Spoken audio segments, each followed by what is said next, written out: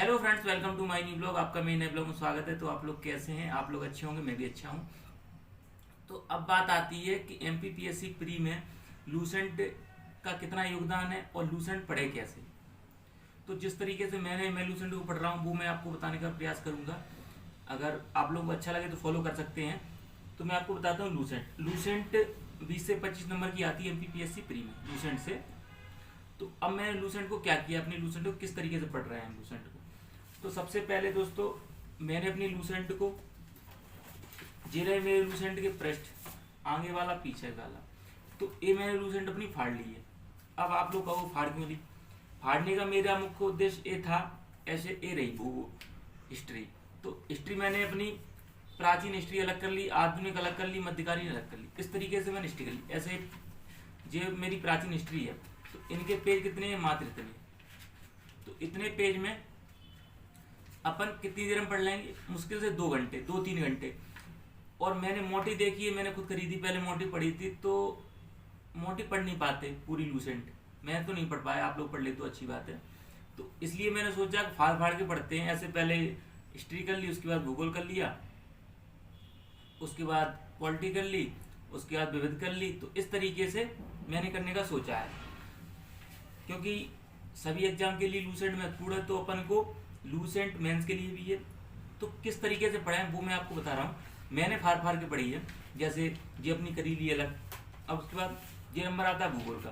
तो इस तरीके से मैंने भूगोल फाड़ ली थी अपनी, ये भूगोल अलग कर लिया था। भूगोल का पोर्शन मोटा था पूरा, अलग अलग ही करना, मतलब एक ही करना भूगोल। और हिस्ट्री मैंने अलग अलग कर ली थी। तो ये मैंने भूगोल कर लिया था। वो इस तरीके से अपन लूसेंट को पढ़े। जो पर्यावरण, तो पर्यावरण कुछ इतना इतना था अपना पर्यावरण। तो मतलब मेरा कहने का केवल आप लोगों से इतना बताने का तात्पर्य है कि इससे अपन जल्दी पढ़ सकते हैं। अगर आप लोगों को अच्छा लगे, आप फॉलो करके आप लोग दे सकते हैं। मैं तो कर रहा हूँ फॉलो। विविध विविध मात्र इतनी है लूसेंट की पीछे की। जो विविध तो बहुत महत्वपूर्ण रहती है, इससे क्वेश्चन आते हैं।